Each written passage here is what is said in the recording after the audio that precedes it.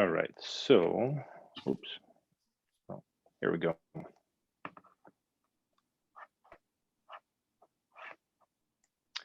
So, hi everyone, my name is Nikita.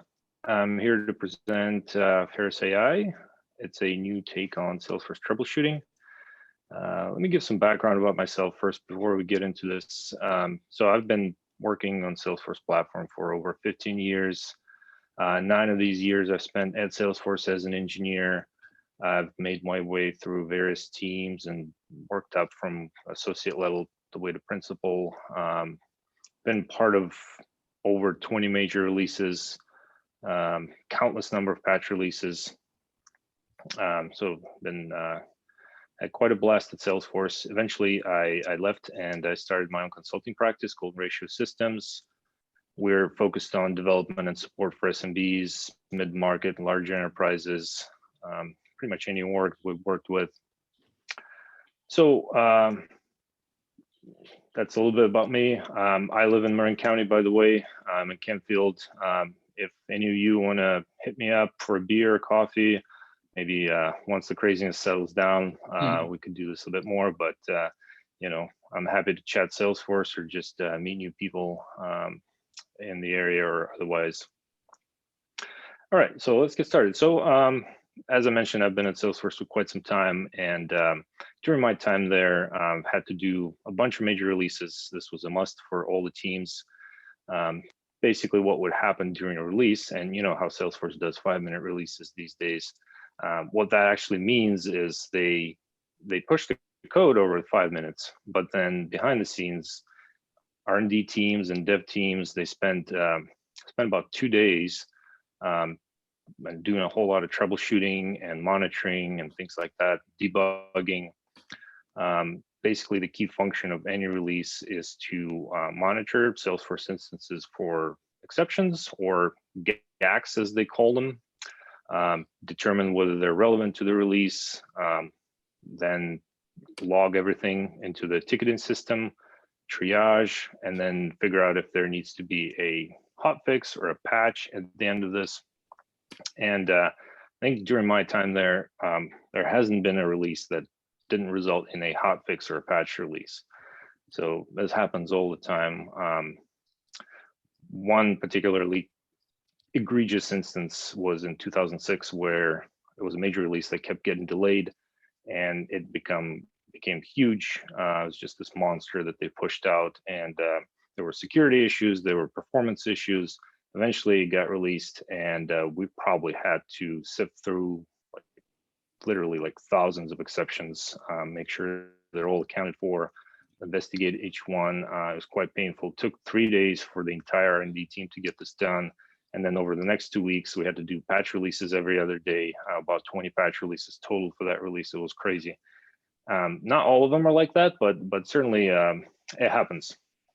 Now, Salesforce had tools to do this. During a release, developers would open up this tool and would show them exceptions, and they could click on to the exception, look at the stack trace, figure out whether it was relevant or not, and basically, you know, kind of help figure out what was going on, whether it was relevant or it needed to be, or it's one of the existing issues that was out there. The tools were pretty basic, but they did the job, and you know, it was such a painful experience throughout that nobody really cared about what the tool was as long as it was there. Of course, Salesforce took this very seriously. I mean, if there's an issue right after the release, they're going to get hammered. Their reputation will go down the drain. They're going to have customers screaming at them, all sorts of problems. Stock price is going to go down, so really bad. They wanted to avoid it at all costs. The key was being proactive. Of course, there are going to be issues. All the releases have issues, so you have to really stay on top of things, get to the bottom of the problem before it hits the customers, resolve it, and pretend nothing ever happened. So that was a strategy. It worked quite well for Salesforce. Look at where they are now, obviously doing great. So yeah, they took it very seriously. And then of course, I started my own consulting practice, and you know, working with countless number of clients, I realized that really most all of them were oblivious to failures in their own orgs. It wasn't even funny. Of course, one of the key issues was that there were really no tools for troubleshooting and error handling, no native tools certainly, and nothing even that was outside of the Salesforce platform that was specific to Salesforce. So my troubleshooting was a nightmare for everybody. It was like a scavenger hunt for clues. I mean, even Sherlock Holmes had an easier time trying to figure out murders because he had a crime scene to work with. Whereas if you're trying to troubleshoot something vague like nothing works, all you've got to go by is just this vagueness. You know, there's a crime out there somewhere. You know, there's a problem. You have no idea where, when, how. So all these questions. So vague error reports. You have to interview multiple stakeholders, figure out what's going on. You have no access to stack trace. You have no idea what the environment was like when the error happened. It's just bad and painful all around. So everybody suffers from this. Of course, stakeholders can't get their stuff fixed. Developers and admins are chasing around things. It's a waste of time for everyone. Of course, all clients had customizations, and probably each one of your orgs has customizations. That's what Salesforce is about. It's customizing it and tailoring it to your experience. This is the real power of Salesforce. So, you know, it's a given pretty much at this day. And of course, when things had started going bad, some business processes started failing, or there were data issues, that's when clients started to worry. Of course, by then it was too late because a number of things have happened. Stakeholder trust has been eroded. They don't trust the org, they don't trust the instance, nothing works. Opportunity costs were going way up. Things were just out of control. You know, deals weren't getting logged, cases weren't getting logged, integrations were broken. No accurate reporting or analytics could be done because it was just impossible with the bad data. You couldn't even trust a single report. Of course, dev teams had to spend their time chasing errors. They couldn't focus on building things for their business. Business weren't getting their requests done. They were struggling with the processes. So it's just bad all around. So, you know, we've been through this number of times with every single client. It's always the same story. Hey, we've got multiple teams. We've got consultants coming in. They write code. Then they leave, and another consultant comes in. They have no idea about what's been written. They write their own stuff on top of what's out there. It just becomes a mess. And oftentimes, I'm sure some of you have been through this, like, we're revamping our org, which means we've got a whole bunch of stuff that doesn't work. We're just going to redo it because we have no idea what's going on. We know it's failing. We know it's bad. We don't know why. So you get this all the time. I'm sure some of you can relate. So this is when we kind of got to thinking, okay, can we build something that that we can, you know, to help our clients ease the pain? So we've approached them and we've asked them, okay, how do you want this to work? What would help you? And so they came back with a few things. First of all, they wanted a tool that could be automated, fully automated. They didn't want to log anything. It had to log everything inside their Salesforce instance. It had to be native. They didn't want anything going out to other systems. It's just security was a problem, trust was a problem. So let's just put it in Salesforce, make it easier. The other thing was they want to track everything, but they wanted to surface only the relevant stuff. They didn't want noise. So nobody wants to sift through thousands of emails in their inbox. It's just not practical. Give me the relevant stuff. Help me identify the root cause. Don't just tell me there's a problem. Help me fix it. I don't have all the time in the world to sit around and figure things out. My dev team needs to build stuff for our sales team or marketing team or for support team. I don't have time to troubleshoot. So help me.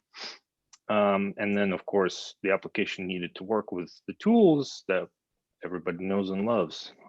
So we got to thinking, and after multiple iterations, this product called Pharos.ai was born. So this is what we do. We're 100% native.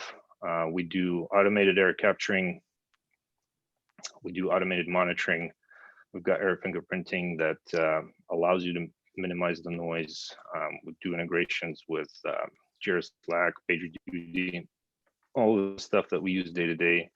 The tool gives you full visibility into resolution.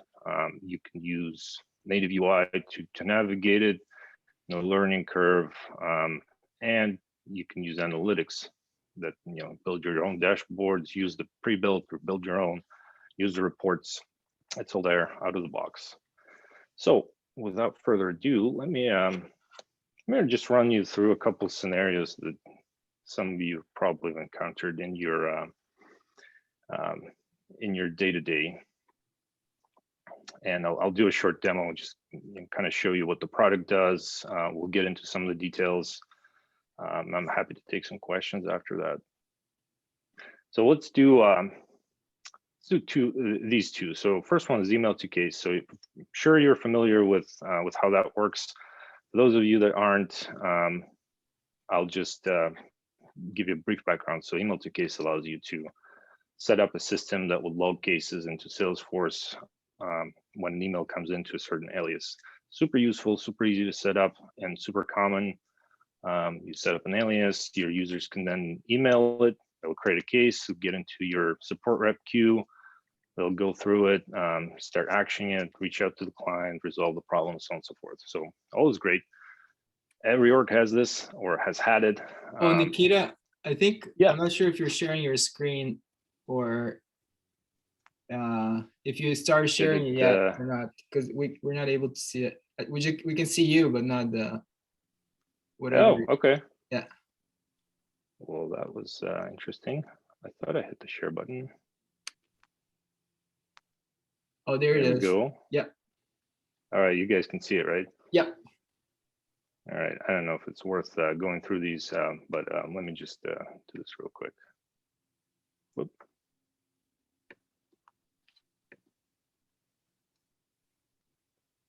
All right, so this is just some background, and here's our product, Pharos.ai. And yeah, let's get to the demo. Didn't have much time for the slides, unfortunately. It's all good. Demo is the fun part. Okay, so let's, right, so email to case, right? So we talked about that a little bit. Everybody knows what that's like. So let's pretend my company is, I set this up, right? So we're, I don't know, manufacturing company or services company, doesn't matter what industry. Let's say, let's pretend I'm a client. I want to reach out with a problem. So I'm gonna send an email to this email to case, and hopefully somebody will get back to me. So here's the email. Please help. Here's my account number. We're facing an urgent problem. Looks to be a massive equipment failure. Please investigate. So yeah, we'll send this out. And now when this happens, I'm not going to send it out just yet. I'll just talk about what will happen. So when this happens, customer has no idea what's happening at the end of this email, right? So they don't even know you've got email to case set up. If it fails, they don't know.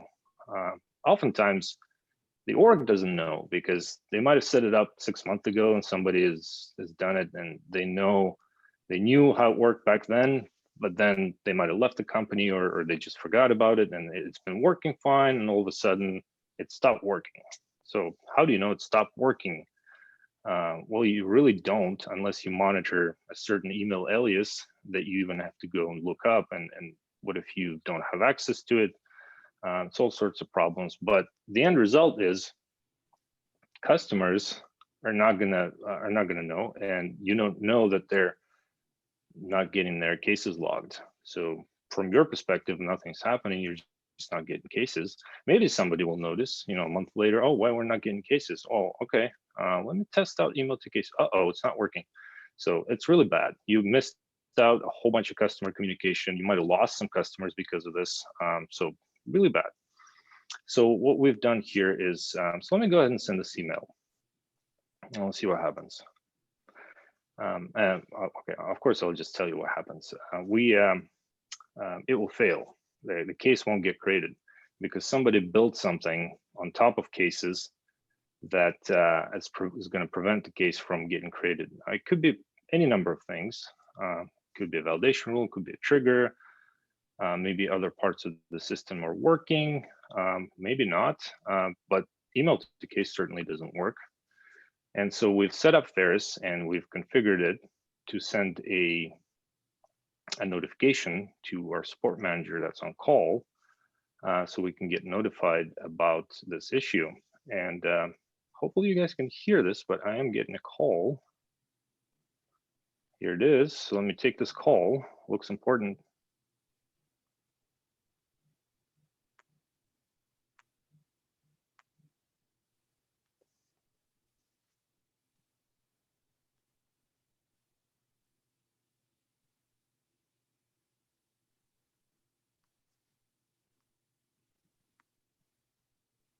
Okay.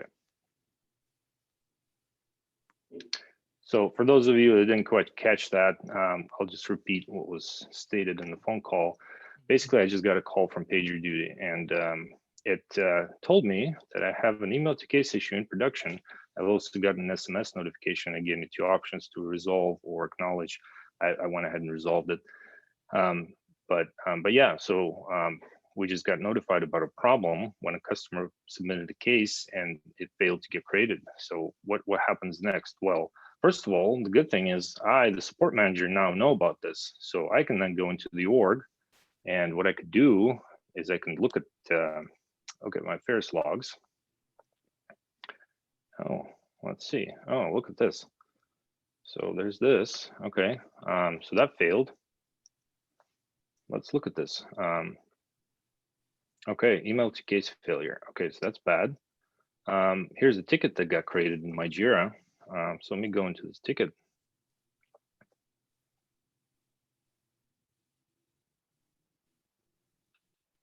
All right, here's a ticket that got created for me already on the fly.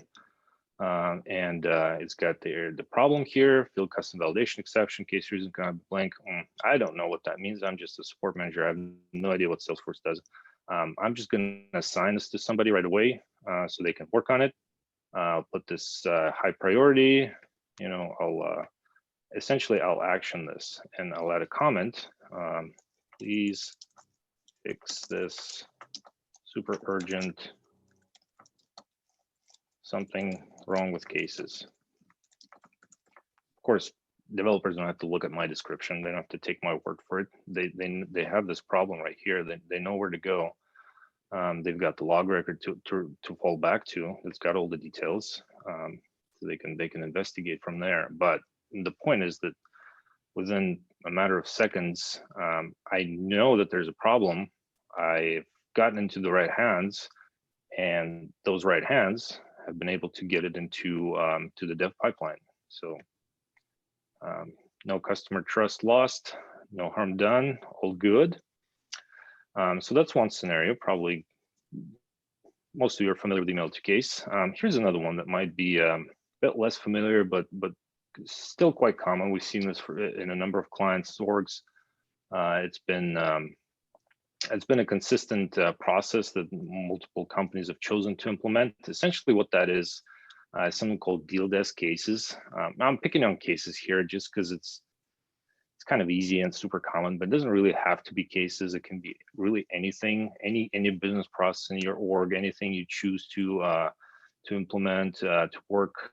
Pharos will work with anything. So but let's go back to this. So deal desk case, right? So let's pretend I'm a sales guy. I'm going to close this deal. It's quarter end, crunch time. What will happen, or what should happen, is at the end of this deal, when I close it, there will be a deal desk case that will get created. And what that does is it sort of hands off the process to the operations team. The operations team will then follow up with the client. They'll get paperwork signed. They'll get they'll essentially start making this deal happen. So when I close this in Salesforce, make it closed won, it's just closed on paper. But when it gets to operations, that's when it's closed for real. That's when we start getting the revenue, the payments, and all that. So without that step in the process, super crucial, we're not going to see any money. And when we run our reports, we'll compare our pipeline to our bookings. It's not going to match. So we'll know there's a problem, and then trying to figure out where it failed is going to be a nightmare. You probably spend sleepless nights. Some developers are gonna lose their sleep over this. Maybe some people get fired. Who knows? You know, it could be really bad. But here, let's do this. So let me close this case. Oh, sorry, I'll close this up. And what will happen is this deal desk case won't get created. And here's why. With as many other companies, we've implemented a whole bunch of triggers on opportunity close. I'm sure some of you can relate to this. Super common part of customizations, super heavy too. And so our triggers are gotten so big that we're starting to run into governor limits. We've got one-on-one sockles or CPU time limits or heap size or whatnot falling down. So to remedy this, we've implemented an asynchronous process that creates this case. We're doing an async Apex job. Now, the problem with that, of course, is going to fix our issue with limits, but the problem with that is the user won't see any error. They'll think the deal is closed and all is good, but this case creation will fail in the background. And nobody will know why, nobody will find out because it's asynchronous, it's often this world doing its own thing, it's going to fall down and just fail. So that's bad. That means that the process is not completing all the way. So let me go ahead and close this. All right, so I'll close my deal. All is great. Now let's say this is quarter end. My team knows that it's a really tough time for sales. Really need to support our instance. So our dev team is sitting around and is monitoring our Slack channel. And this is the opportunity management Slack channel. And look at this. We've gotten a notification here about an issue with opportunity detected in production. Please review this link, and a total of 1 error has been observed. Great. So we've just been notified.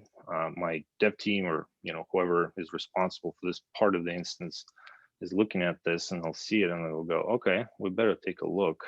Let's have a look. Okay, so what happened here is we had a monitoring rule set up in Pharos, and it created an instance of a monitored event, and this kind of gives us a visibility into what the problem is. So let's go ahead and take a look at this log record, find out what that problem is.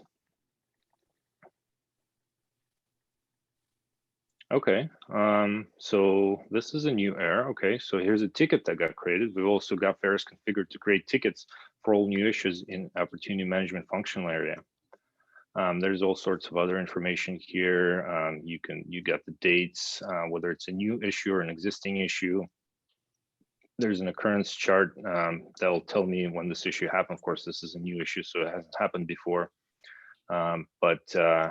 Oh, let me look at the stack trace here. That's interesting. Okay, so I have a comment here that says add empty check for cases list. Okay, case is empty. Okay, it looks like somebody did that. Okay, so that's probably not the issue. Here's where the problem started. Okay, here's my Jira view, by the way, so you can see the status of this in real life. This is in real time.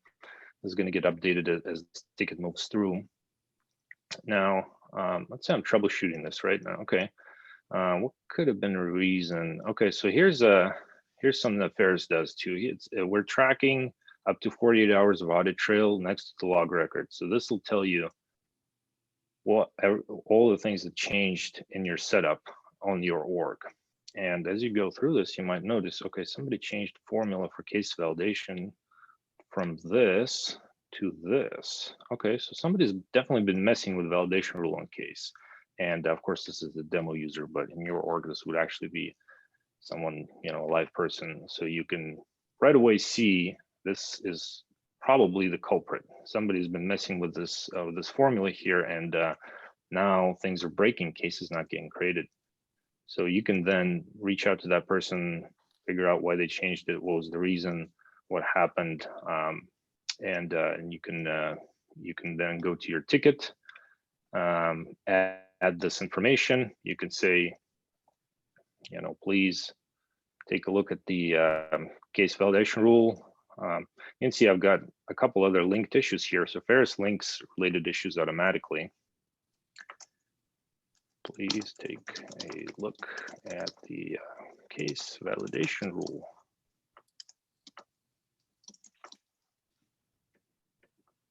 So, you can give pointers, and then you can assign this to your developer or whoever, and they'll get it fixed. And chances are they'll do it pretty quickly because they've got all this information to look at. So within minutes, we found out that there's an issue. We've done the troubleshooting and we've identified the root cause and we've actioned this. So it's on its way to getting fixed. So the deal can get closed and processed, and the sales team can get their commissions and go to Hawaii. So all is good. So that was, a couple of scenarios that I'm sure, most of you have probably seen in various shapes. And yeah, so how much time have we got, Luke? We got a couple more minutes, do you think? Yeah, definitely. Take the time. Okay. Yeah, so as you might have guessed, this is a custom object. It's a log record, right? It's got a bunch of custom fields. So what you could do is you could then come up with dashboards like this, and this is like an actual customer org that we've implemented Pharos at, and this is what we use to monitor day to day. Like we do this during our daily. We'd take a look at this and go, okay, we have four new errors today. Let's look at these. So you go and look at all these 4. Okay, why did we get these? Okay, do we need to do anything? Yes, no. So we can quickly make decisions and resolve problems before they become issues for clients. Here's our kind of trending view. We can see what the log record count is going to be like. This is more like all errors that we've seen. We have quite a few, looks like. Only 4 new ones, so that's good. Here's a kind of a breakdown of the same by day. Then we like to look at this more like Apex centric view where you can see exceptions by type. You can look at Apex errors. You can look at errors by Apex name, all sorts of stuff. Here's one that we really like, monitoring whether all of our logs are getting assigned to Jira. We want to make sure that everything is assigned. So obviously we had some problems here. Then we kind of got our stuff together, and it's getting better, and then sometimes it gets worse. So it's just something good to keep an eye on, things like that. Here's another one that's interesting. Managed packages. Raise your hand if you've got managed packages in your org. Do you know that they fail?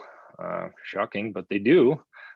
They fail quite a bit. And if you've got Financial Force, you got about 10 of them. Each one can fail, and you might not know why, but your integration might not be working, or again, bad data, or just you've paid for an app that's not doing anything. Not really a good scenario. So it's good to keep an eye on things like that. It'll help out your vendors too, as you are pointing out to them that you have problems with their software. So, or sorry, no software. Just a few examples really. You can do all sorts of things. Since this is a custom object, you could build your own reports and all kinds of dashboards, however you like to view things. We've got a couple pre-built ones, but you certainly don't have to stick with that. So we've got, see, this one doesn't really have anything, but here's a view that's kind of useful for some of our clients. If you've got, custom UIs built, a lot of times what will happen is the UI will fall down, and then something in the back end will fall down, and what the failure has been caused by the UI problem. So it's good to see what things have occurred around the time of the error. So this gives you that kind of view where you can sort of look at what's been happening in that general vicinity of that time frame. Quite a few things here. Of course, we've got, if we go into the admin here, I'll just show you really quickly a couple things. Some of this monitoring stuff that we've been talking about. So this email to case, for example, or this opportunity management, right? These are the rules that we've set up. Here's one for email to case. There's all different kinds you can do here. You could set up based on criteria, based on counts. You can do spikes. You can do customer impact. You can see if more than 10 users have been impacted in an hour, I want to know about it. You could set up things like that. Based on criteria, again, multiple actions that you can do. Here we have PagerDuty and Slack. You could do email, PagerDuty, Slack, Jira, any of that, or a combination of those. So really a ton of stuff. Jira rules configured the same way. We've got configurable retention policies. So if your storage is an issue, you can configure Pharos to delete logs after a certain time frame. You don't have to keep them around forever. Maybe something older than 6 months can go. So stuff like that. I think that's probably it. So let me just conclude here real quick. And can you see the presentation now? Yeah, sure can. Okay, great. So we want to thank you guys for attending this, and as part of our way of saying thanks, we want to give you this promotion. We've got our premium version available for free for 60 days for a couple users. Grab this. I've posted the link to our Trailblazer group, so be sure to grab that. Just fill out a short form, and then you'll get a link at the end of it. You're welcome to reach out with any questions if you've got, installation problems, or if you just have questions. We're happy to chat. Yeah, try it out. We got lots of cool stuff coming for Pharos. We've got process builder, debug views, GitHub integration, Datadog integration. So we're really heavily invested in this product. I'm a longtime developer. I want to see something that's really making the lives of developers and admins easier. Salesforce needs a tool like that, so we're building it. And thanks again. Awesome, Nikita. Well, this was great. Thank you for doing the demo. I actually had a chance to look at your demo over a year ago, and I definitely can see that you have added a lot of cool features since then. Obviously, there was a lot of cool stuff back then too, but like, it's just awesome to see how the product has evolved over time. Yeah, for sure. Yeah, we've been developing quite a bit. Great. So I think, so basically we're opening to Q&A now, and I think one of the questions that just came in was one of the attendees was asking if there are multiple environments, or I guess I'm guessing like maybe multiple production orgs it can be utilized across.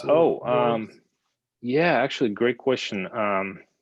I'm still sharing my screen, I think, so yeah, I can. Yeah, so let me just quickly go back to this here. Let me go back to the admin for a sec. Yes, we definitely support multiple environments. This is one of the cooler features of Pharos. So you've got what's called connected orgs. What you can do is you could set up multiple sandboxes or multiple production orgs, whatever you've got in your ecosystem. You can choose to connect all of them to pipe logs into one of the orgs. You can choose to connect, you can choose to have each instance be self-contained, or the logs originate in the same instance, get captured on the same instance. You could do all sorts of crazy things. In fact, for one of our clients, we've got UAT, staging, and production environment. All the logs get put into one dedicated log sandbox, where we actually look at them across different environments. And this also is really cool because it allows us to see things that propagate through environments. It's like if we see an error and we see it in UAT, then we see it in staging, then we see it in production. That means we've got a gap in our process. Obviously, we've let a bug go through all these stages and we haven't fixed it. So we were looking out for things like that. So this is really useful for this. Yeah, great question. Very cool. I think so. Another question is basically like, what editions of Salesforce does it require? What edition? Like, I guess professional, enterprise, unlimited. Yeah, so it will work in enterprise, and it will work in unlimited and onwards. You can install this in professional, but in professional you've got limited customization capabilities, so it may not be as useful, but you could do it. I think you only got like 5 process builders or something, which, by the way, I see one of the questions is, do we support flow and process builder? Yes, we do, definitely. Process builder, stack traces, captured, flow, stack traces, same thing. So we're definitely getting those into the log records. And then there's a question about that one too, like about storage and. Yeah, storage. Yeah, so storage, we are definitely getting. I mean, obviously it depends on how many errors you have, right? So if you've got a ton of errors, you'll get a ton of logs created. But the good thing is that you can you can configure your retention rules. So you can essentially say, okay, anything older than 2 months, I want to get deleted. And we also don't just delete log records, right? We can save them to big object. So what we call this local archive. We can save it to an external system. We can send it to Splunk, we call it external archive. So, and you could do a combination of this. So you can either locally archive, externally archive, and then remove. And you can do all that based on rules. You can set up certain exceptions to be deleted quicker than others. You if you want to hold on to some, you can keep them for longer. So really up to you how you set this up. But yeah, we definitely are conscious of the storage in Salesforce. It is crazy expensive. Great. And then I was wondering, so I guess what's the best or easiest way for people to reach to you or your team? Would be via email, or Yeah. inquire a little bit more about the product, or how to basically start a free trial? Yeah, so definitely grab that link that I posted in our Trailblazer group. And that'll give you that free trial for 60 days. Go to our website, https://Pharos.ai. There's a form at the end of this that you can fill out if you want to reach out to us, or just shoot us an email at info@Pharos.ai. I'll be happy to help. Got it. And then is the can the users download the product through the App Exchange? Is it available on the App Exchange basically, or what's the process too? It is coming. Yes. Okay. We're through. We're almost through the security review, so we're anticipating going live probably next month. As soon as that happens, we'll send out a big PR announcement. So we'll definitely be on App Exchange for sure. Okay. Another question is if we're, a lot of companies are working with web components. So is this mostly on the platform side, the kind of stack trace, sort of like server side errors are you capturing, or is there any solution related to where are Lightning web components? So you could, yeah, that's a great question actually. We are working on a JavaScript toolkit for error handling. What this will do is you will still have to handle your errors in web components, but you'll have a way of getting them easily pushed through to the backend where they'll get saved as logs. You could do this yourself, just catch your exceptions and then have a service that uses our Pharos log util. But we're gonna provide that for you in a bit. It's gonna be a JavaScript toolkit that you could use in Lightning components, web components. Could even use this in Visualforce if you want to. Got it. And then the integrations with PagerDuty, I guess Google Voice API, and Slack, Jira that you were demoing earlier. That's something that's I guess from the configuration perspective, what would be the steps to take? Is it sort of a single sign-on enabled to where you're just authenticating with an identity provider like Google to enable the service? So PagerDuty takes care of your phone calls and SMS. So you set up PagerDuty to do that, and then to configure Pharos to work with PagerDuty or Slack or Jira, you just put in an API token that you generate from each respective app. And it's super easy. Yeah, you just go to your integration settings. You either have to generate a token or it's already out there available. So you just grab it and put it in the settings here. So I can actually show you. Let me go into our, for example, our Slack here, right? So, so you can see that here's our Slack API token. You just paste it, you save, and you're done. Got it. And all of these are the same way. Awesome. It looks very easy to do. Yep. A lot of companies are, I guess, what's the sort of, maybe from your perspective, best practice when you are working in multiple orgs, meaning you have your full copy, your partial So a lot of the times companies have these live integrations or a lot of logic that sits in like a full sandbox. Hmm.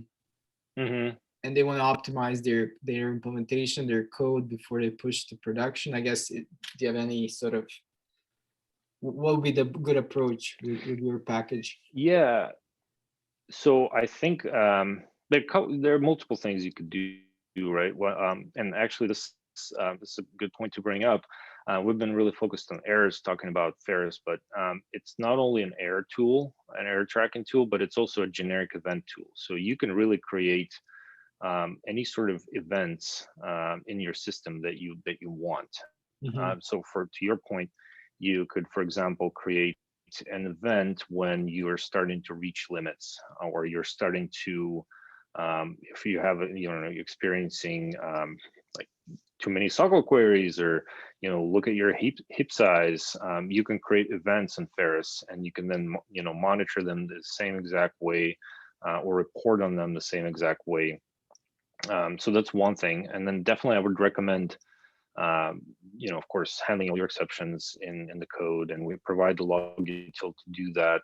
So it's super easy. It's very easy, very flexible. You can customize this however you want, and definitely log errors from all environments, because Mhm. what we've seen with other clients is, it you know each environment's so different. You do not know when, especially with sandboxes, they tend to get refreshed on kind of a haphazard schedule. You'd be lucky to maintain a schedule with refreshing these, right? So you might have a staging sandbox that's 6 months out of date. You might have a UAT environment that's 1 month out of date. You might have, something in between, or any combination thereof. So definitely useful to stay on top of all these errors. And the cool thing is Pharos allows you to filter all of that, so you can even put these in different projects in Jira, or you can build a report and look at these separately. So I Mhm. think that would definitely help. And as far as performance, yeah, definitely create events. We've done this for other clients where we have just massive um, back end batch jobs that tend to fall down. Which, by the way, we're handling as well. We're using a platform event that Salesforce provides, so those will get logged, and Mhm. we're including some profiling information together with that. You can also push your UI stuff into the backend. So if you're using web components, or if you're using, like for one of our clients, we're using a lot of Angular JS, and we're putting in all that UI stack trace and then context information. We're pushing that through the log records, surfacing it as a Pharos log, and then we're looking at them, logging tickets from them, and super easy for developers, super useful. Got it.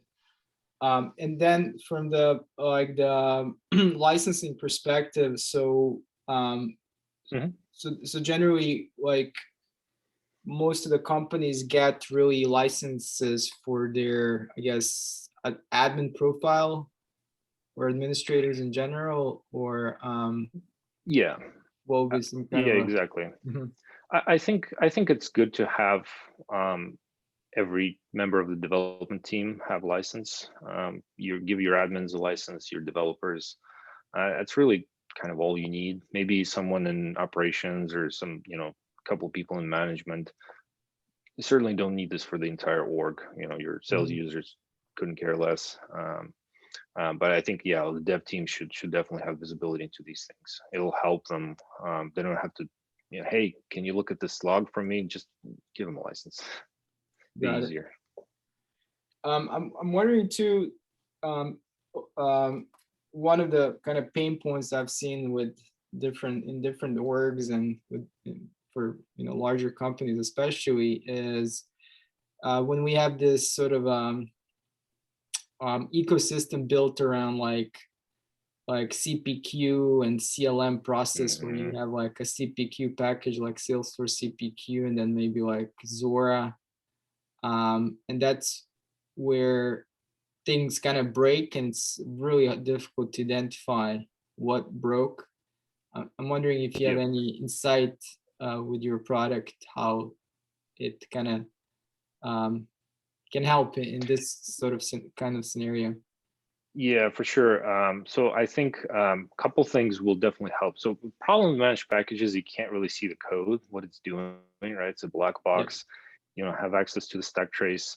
Unfortunately, Ferris can't do much about that. We can show you that there's a problem with the managed package, but we're bound by Salesforce in that we cannot expose the stack trace. But we will still track the error and we'll log it. So one, you will have that error to point your partner or your vendor to and say, here's how many of these we've had. You can then figure out based on the timing what else have happened. I was kind of showing the timing view earlier where you could Mhm.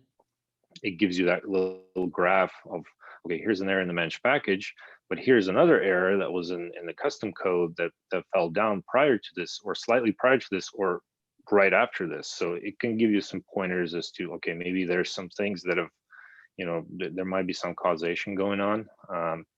So that's definitely useful. Another case is if you've got custom code that's getting into the managed package code, you'll see the custom part of the stack trace. So you'll see your code, and then you'll see the managed package call. So you'll Mhm. get you'll get part of the stack trace. So it'll tell you exactly where the call to the managed package happened and where it fell down.